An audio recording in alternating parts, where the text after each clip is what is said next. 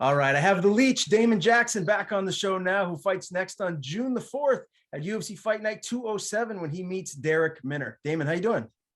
Doing good, man. Yeah, just ramping up training right now. I've had some hard rounds tonight, so doing pretty good though. How are you? I'm doing fantastic. It's great to have you back. I just want to start with your last fight. The last time I spoke to you was a couple weeks before you took on Kamwella Kirk. Looked really fantastic in that one, a round 2 victory, pretty much just like you said it was going to transpire. How happy are you looking back at that fight with your performance? Very much. It was nice to have a game plan and it actually play out the way that I kind of thought it was going to. So, definitely, huge props to my coach and my team for helping me out. But I had a good idea how it was going to go. Was there anything in the fight that surprised you or took you off guard, or did it pretty much play out exactly how you thought it would?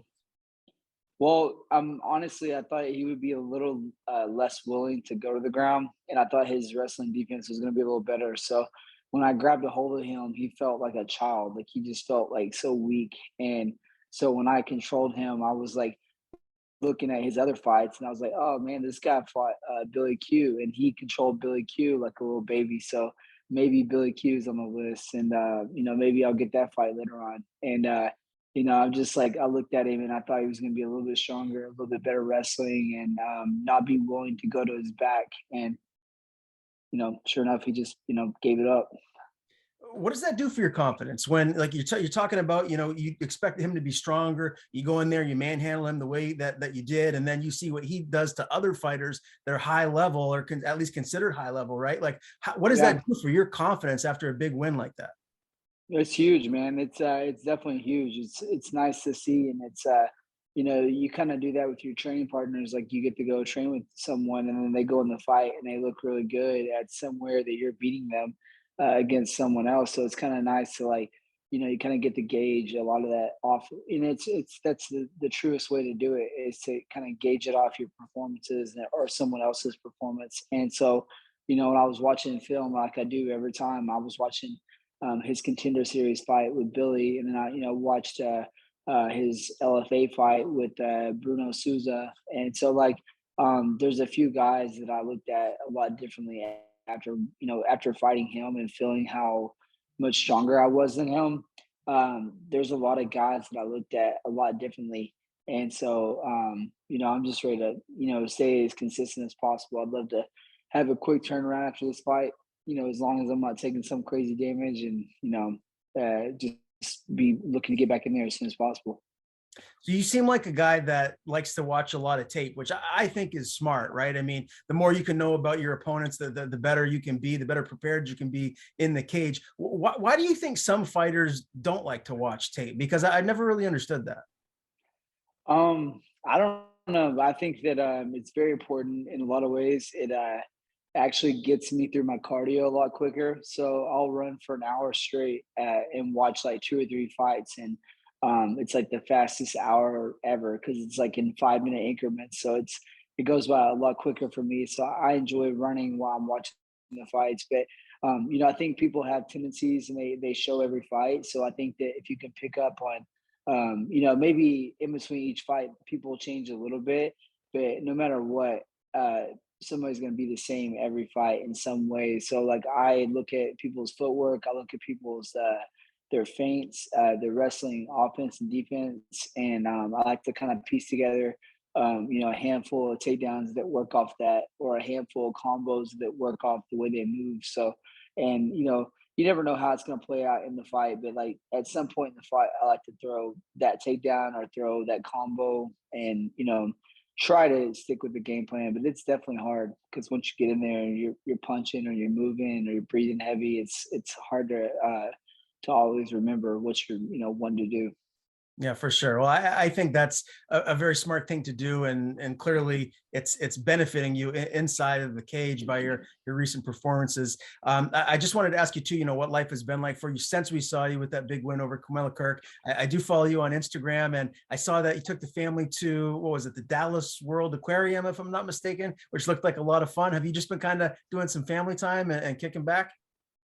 Yeah, I mean that's pretty much every day. Like the girls are so busy, man. I got 4 girls, and they all have different schedules. So It's pretty much every day we do something like somehow, some way we're gonna do something together. But yeah, whenever I get a chance to like, if I get the weekend to where I like have a day off on the weekend, I love to take them to go do something like that. Or if it's like a last minute, like go eat brunch with them or something like that. Summer's coming up, so as soon as summer, I'm gonna have this fight, and then once they're gonna be out for summer break, so we're gonna go straight to Mexico as soon as my fight's over, and then I'm hoping I can get a quick turnaround and come right back to training, and as soon as I get back, and go right back into another training camp. Where in Mexico are you going? I actually just got back from there. I was at the Valentin Imperial. I'm going Cabo. Cabo. Okay. Yeah. Yeah, Cabo, San Lucius. Very cool. That was my first time to Mexico, so had a great great time. The Yeah. weather was fantastic. I'm sure you'll enjoy it yourself. Oh yeah. All right, UFC 274 is this past weekend. I just wanted to recap that with you a little bit. Just get your overall thoughts. How good is Charles Oliveira? Pretty damn good, man. I was watching him in the fight, and just it's like he's becoming like a really great champion. And I like seeing people active when they get the belt. I don't like seeing people way back, and he's already chiming in, like calling out. I think he said Connor and Nick in the same night. So it's like it's cool to see people that want to consistently fight like that and not just win the belt and sit on the shelf. It's just nice to see people active and aggressive like that because it doesn't happen a lot of times. So, but he's good, man. Yeah, he's the real deal. Yeah, I'm really not sure. I mean, anything can happen, obviously, on any given night in this sport. I mean, one mistake and your lights are put out. And Michael Chandler had Oliveira in some serious trouble when they fought previously. Mhm. But I wanted to ask you, like, let's say, hypothetically speaking, Habib comes out of retirement and wants to reclaim that belt. Who do you think wins, Habib or Oliveira? Habib. I think that Oliveira is definitely a tough dude. I think he has the potential to kind of, stand and bang with some people, and he has the ability to like play the guard game a little bit. But I think Khabib's pressure with this takedown, he's so safe with this takedown, and he's so safe with his guard positioning and stuff. I would have a really hard time thinking that number one that he's going to come out of retirement, and then number two that he would get submitted. I don't think he would. Khabib was just a different dude, and he's a lot thicker. Charles Oliveira is tall, and he's got some long muscles, long arms, and stuff like that. But Khabib is built different, and I think he would. I think he wins that fight pretty handily. Second, maybe third. Okay. Yeah, I'd be hard pressed to disagree with you on that one. As far as Michael Chandler and Tony Ferguson, that outcome, were you surprised by Man, that? man, I was just surprised by the slugfest, and then like the fact that Chandler got him down, had some good posture, landed some big shots in his guard, and then once they got back up, I kind of thought it was going to be Tony's fight, and I thought it was going to be distance control after that big takedown from Chandler. So once they got swinging again, that came out of nowhere. It was just like I'm, casually talking to a guy that was next to me, and then all of a sudden the whole place just erupted. It was so loud in there. It was like insane, and I couldn't believe what happened. And I saw him just fall down. I was like, "Oh my god, that was a bad knockout." It was crazy. And obviously, you were there because teammate Macy Chase Yeah, fought. I guess, the takeaway from that one? A lot of people thought that was a razor thin fight. Do you feel like she obviously did enough to win? no, 100%. I mean, she had so much cage control. She had 3 or 4 different takedowns, and neither one of the girls got a takedown to where they held position on top very easy. But she had her up against the cage. She's throwing like endless knees. She threw so many knees at her. And it's not really her job to do anything different, honestly. Like if she should go for a takedown for sure, or she should strike a little bit, yeah. But it's the other person's job that's stuck on the cage to get off the cage. So that's like someone complaining about a takedown. Like if you get taken down, you can't get up. That's your own fault. So I think that there's definitely things that we're working on that'll get her to the next level with her wrestling and her grappling. And we're really just getting started. I've been working with her for about about a year and a half or so, and she's gotten just insanely good at her wrestling. And so I would like to see her just keep working hard and get to that next level of her grappling. And I think she will. She'll have that confidence for sure, just because that girl was so tough, man. That was a tough fight. It was a scary fight for us to take, but her going up a weight class, fighting a girl on a 3-fight win streak, who is a tough, tough woman, and she had some thick legs, man. She had some leg kicks coming and some really good power in her hands. Do you feel like in the future, Macy has the ability to have gold around her waist? Like, what is her ceiling? Yeah, no, I really think so. I think that her work ethic and her ability to listen in between rounds is like, it's like one of those veteran things. I know she hasn't been fighting for a very long time, but she's picked up on that. She's intelligent enough to listen whenever we're telling her instruction, which is huge. And I think that that's the sign of a champion, someone that's smart enough to listen. And she's definitely that girl, man. She's been killing it, and it's really paying off for her. And I can't wait to keep working with her. And I would love to see her win that title. It would be amazing. Yeah, wouldn't surprise me at all. She clearly has all the ability in the world. I want to ask about your weight class for a second. The title of the trilogy match has been set July 2nd, Volkanovski Mhm. Holloway 3. Give me your early prediction. How do you see this one going? Volkanovski. I think he'll be a lot more aggressive with his takedowns this time, and I think that he gets a takedown first and second, controls him, and then I think he tags him in the third, and either gets a TKO or he gets a quick submission like rear naked choke, kind of like Oliveira, where hits him, rocks him, takes his back quickly, chokes him, and it, both tough dudes though, man. You never can count Max out, man. I love watching that dude fight, especially when he's just like moving around so clean and stuff. But I think Volkanovski uh, takes him out with a submission, say in the third. If he does do that, Damon, he's been talking about wanting to go up and try and be a double champ at 55. Whatever. You think he can do Yeah. it? Um, I don't know. I don't know. He's got a lot of reach advantage or disadvantage against Oliveira, and the I don't know. I don't know. That's tough, but he's definitely been there long enough to do that now. You don't want to see someone win the title the very first time and try to go fight up. So it's nice to see him defend it as many times as he has, and then now he can go up and say whatever. But I don't know. It's gonna be a tough fight for him for sure. We'll see. Yeah, definitely a lot of exciting matchups around the corner. Now your fight June the 4th, again, UFC Fight Night 207. You said you just got some hard work in. How has camp been thus far? Who have been the main guys around you for this camp? Anyone new or pretty much the same guys as usual?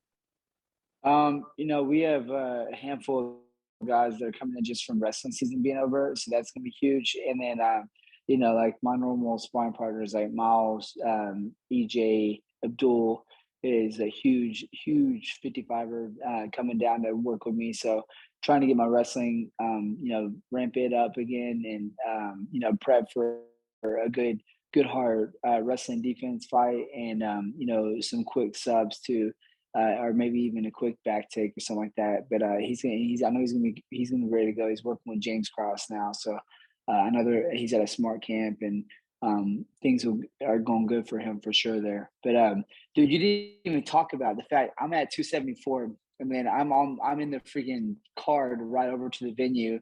All of a sudden, we hear that Cowboy Cerrone's out. So I call my coach and I'm like, hey, see if you can plug me in. I'll fight Joe Lauzon right now. We're 168. And he didn't take me serious. He kind of laughed it off. And so I call the manager. I'm like, hey, Lauzon needs an opponent. I'm here. My medicals are done, whatever. And so I didn't think he was taking me serious fast enough. He was like, ha ha, love you, man. Like, send me a text back. And I was like, dude, screw that. Like, so I text Dana. I was like, hey, man, Damon Jackson, I'm here. I'm on a 2-fight win streak. I'm a 45er. I weigh 168. I was like, I heard that Cerrone's out, man. I was like, I would love to step up. And so he sends me a voice text back, and he was like, man, I love guys like you. He was like, man, I sent this to both the matchmakers, and they're gonna keep you as active as you want to be. he was like, but we moved the fight to a different date. But I was trying to get that fight against Joe Lauzon, and I was like so close. I was thinking I was so close to getting it, and it was just cool going back and forth with Dana about the whole thing. And they were happy to see that I would step up like that. And so that's kind of what I'm doing after this fight. I want to go out there, have a good performance against Darrick, and then I would love to have a quick turnaround and get right back at it. Wow, Damon, that didn't even cross my mind because Cerrone. I thought that the fight was canceled like literally hours before the event was going to start. Yeah, it was. I mean, I was literally on the way to the venue. We were heading over there for Macy's fight, and like it was like 12:30, or no, it was 2:30. It was like 2:30. He and Cerrone wouldn't have fought until like 9. So I was just like, I'll go weigh in, I'll show you my medicals, I'll do, whatever I got to do. And I don't know how much he looked into it, but he just kind of got back to me pretty quickly and was like, saying he loved it that I was saying that, but there was probably no chance I would have got to get it just because of the whole weighing in part and the commission approving it and stuff like that. But it was cool to think about. And I kind of thought about it all week. I was like, man, if one of these guys pull out this week or, like whatever happens, like I'm going to be here. So that would be just insane to step in like that. So I was hoping for something, but I didn't want anyone getting hurt or something like that. But it was just, crazy circumstances. I was trying though. How would a fight with you and Joe Lauzon play out? You think you can get him out of there? I could sub anyone. I know I can. I know that I get tested all the time by people in my gym and people at other gyms. Like I'm tested all the time, and I know how good I can get, and I know how good that I can catch people, and with the simplest submissions. And I take a lot of people's backs that think they're that much better than me. And I've been doing this forever. I started training jiu-jitsu in 2003, so I've been doing this forever. So it's like, I'll take any fight, anything. It would be cool to step in like that on a pay-per-view and get to fight a huge name like Joe Lauzon just because he's been around the sport forever. And I'm a big fan of him.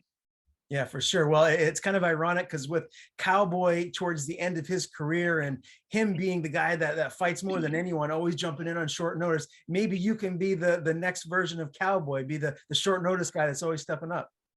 Whatever, man. Whatever it takes. And I told them that I was like, hey, like I'm not doing this for any BS, like not the media note, nothing like that. I just kind of like I did it just out of that's what I wanted to do all week. I literally cut weight the day before just to make sure that I could make 55 just in case. So I was prepped and ready for a weight cut. And it's fun to me. I love the whole sport. I love the whole thing, how it plays out.